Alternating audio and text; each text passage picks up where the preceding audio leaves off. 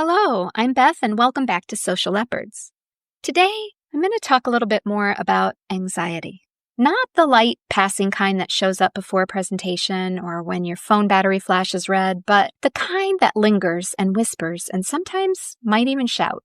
The kind that turns your mind into a 24-hour news channel that only reports bad weather. Last week, I talked a little about that voice we all carry called our inner critic. Well, some of us have this second voice tagging along, one that's constantly scanning for danger like a nervous meerkat. That's anxiety's voice. Let's explore how to acknowledge it, live with it, and on good days offer it a cup of tea instead of letting it drive the car. I want to start with a scene that's familiar, at least to me. Sometimes my brain is on overdrive. I'm sitting at work, I'm halfway through a pile of emails when my brain suddenly decides to remind me of every unfinished task I have ever started, plus a few I haven't even thought about for months. Within seconds, my thoughts are racing faster than my internet connection, and I'm caught in that familiar paralysis. My heart's pounding, my breath starts to feel a little more shallow, and that cursor is blinking at me pretty accusingly. Another example is at bedtime.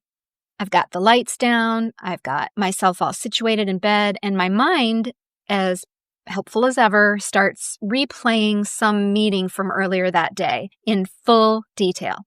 Only this time, it's rewriting every sentence the way that now, all of a sudden, my brain thinks I should have said it. If those examples sound familiar to you, congratulations, you're officially human. I sometimes joke that my brain's idea of a bedtime story is anxiety, the director's cut. It's those moments when I reach for one of my fall asleep strategies. Cognitive shuffling, for example, is one of my favorites. It's a little mental trick from an earlier episode, and it helps me switch off the anxious chatter. And yes, it actually works. But anxiety doesn't just haunt our nights. It sneaks into our days, too. It's subtle and it's persistent and it's always inconvenient. It's kind of like that one coworker who pops into your office or sends you that urgent text right as you're ready to leave for lunch or leave for the day. Some people don't call it anxiety, though. They say things like, I'm feeling overwhelmed, or I feel a lot of tension today, or I'm getting stressed out. However you label it, the truth is it's a very human, very common experience. Let's get a little nerdy for a moment. Anxiety isn't a character flaw, it's actually biology. Thousands of years ago, our ancestors needed anxiety. It kept them alive. When a tiger lurked nearby, that rush of adrenaline and cortisol told them to run, told them to hide, told them to fight. Their brains shouted, "Move or you're dinner." Fast forward to today, and now that tiger looks more like an inbox full of urgent messages or an unexpected calendar invite from your boss. The stakes are lower, but the brain doesn't know that. It's still reacting as if the danger is just beyond the bushes. So when your stomach flips before a meeting or your heart races while reading the email that is starting to stress you out, it's not you just being irrational. It's your nervous system doing exactly what it was designed to do. It's just that your ancient wiring hasn't received the update that performance review doesn't equal predator attack. Understanding that really helped me to become more gentle with myself. Anxiety isn't the enemy. It's an overprotective bodyguard who never got the memo that the threats have changed. So when your anxiety starts taking the wheel, the simplest way to interrupt it is through breathing. Right now, if you're in a place where it's safe to follow along, pause for a moment. Take a deep breath in through your nose, hold it, and let it out slowly through your mouth. As you exhale, imagine your shoulders softening, your jaw releasing if it's feeling a little bit clenched, your body sending a little signal up to your brain saying, "We're okay, no tigers here." Breathing like this sounds simple, and it is, but it's also powerful. You can also Google box breathing, and that's another version of deep breathing that's really, really helpful and tried and true. Deep, intentional breathing activates the body's relaxation response, shifting you out of fight or flight mode. It's your body's built-in manual override. Even a few slow breaths can remind your brain that you're safe in this moment. Another gentle friend to bring along who can be there when anxiety is pinging is mindfulness. but not in the Instagram reel kind of way. You don't have to sit on a cushion. You don't have to chant to practice mindfulness. It can be as ordinary as noticing how the warm mug feels in your hands, how the footsteps while you're walking sound on the sidewalk, how the sunlight looks today, how the breeze is going through the trees, all of those things. When my thoughts start racing, I'll start to look at something ordinary nearby sometimes. I'll look at a lamp or a plant or the slow swirl of steam from my coffee mug, and I let my attention rest there. For 30 seconds, that's all I ask of myself. Mindfulness doesn't erase anxiety, but it helps me make space for it. It's like telling my thoughts, you can stay, but please take a seat. Now, when anxious energy builds up, it has to go somewhere. That's where movement helps, any movement. Movement is like exercise in this scenario. It doesn't have to be a workout. Sometimes I just stand up, take a few stretches, I sway side to side like a slightly awkward tree in the breeze. I let my arms swing loose in semicircles, almost kind of half hugging myself as they move. When the weather cooperates, I also tend to enjoy a brief walk just down to the end of my section of the neighborhood and back. Or I check out a few of the Tai Chi exercises I've bookmarked on my browser.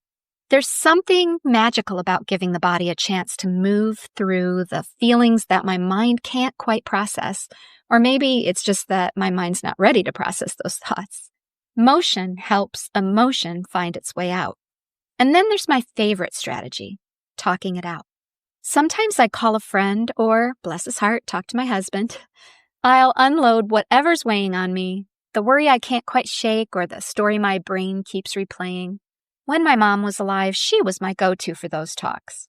She had this rare gift of listening without immediately offering solutions, at least most of the time. I'd call just to hear her voice and vent about my day. And sometimes it even helped for me to let her vent about her day. Every so often, she'd throw in advice that I didn't agree with, but somehow that was part of the ritual too. I realized later that those calls weren't actually about solving anything. They were about being seen and heard. And I think at the end of the day, most of us are looking for just that. Just saying things out loud, hearing things out loud, with someone who holds space for you. I still miss having my mom as that go-to person who could help me lighten that load. If you don't have someone to talk to in the moment, writing it down can help. Journaling is something that gives your thoughts somewhere else to live besides your brain. It's less about making sense of them and more about letting them breathe. I've got to spend a moment talking about those moments when the what-ifs start parading through our minds. It's like a favorite game for the anxious mind. What if you forgot something important? What if you said the wrong thing? What if your boss thinks the tone of your last email was passive-aggressive? When my mind starts spiraling through the what-ifs, I try to pause and remind myself that most of them never actually happen. And the few that do, well, I've survived every one of those as well. And if you're listening to this podcast right now, you have also survived every last anxious moment from birth to right now. So let's take another deep breath and congratulate ourselves for the knowledge that we're still here. Anxiety loves certainty. It wants guarantees before it relaxes. But life doesn't come with those, so instead, I try to practice trust. I trust that I'll handle whatever comes. I trust that I've made it through the hard days before, and I'm going to do it again. It's not easy, but it's a quieter kind of strength, the kind that grows in the middle of uncertainty. There's something a little bit illogical about anxiety because it actually shows up when we care. We feel anxious because we want things to go well. We want to belong, to succeed, to be safe, to be loved. The presence of anxiety means you're invested in life. It's proof of your sensitivity, not a sign of weakness. I think about this a lot during those nights when sleep feels like it's never going to come. Sometimes I'll lie there and remember that my brain's only job is to protect me, even if it's doing that job a little too enthusiastically. So instead of trying to defeat anxiety, I try to befriend it. I thank it for caring so much, then gently, I try to tell it, you can rest now. I've got this. And on the best nights, it listens. So before I wrap up, let's collectively remind ourselves of this truth. Anxiety can make you feel like you're standing in a storm without an umbrella. But even then, you are still standing. You've made it through every anxious moment you've ever had. That's not a small thing. That's resilience in motion. So tonight or tomorrow morning, when the worries start whispering again, try one small act of defiance. Breathe deeply, move gently, reach out if you need to, and remind yourself, you are already safe. Coping with anxiety isn't about being fearless. It's about being brave enough to keep going, even when your mind tries to convince you otherwise.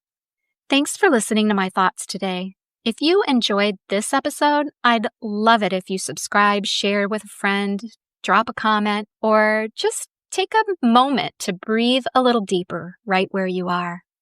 Until next time, be kind to your mind and take care.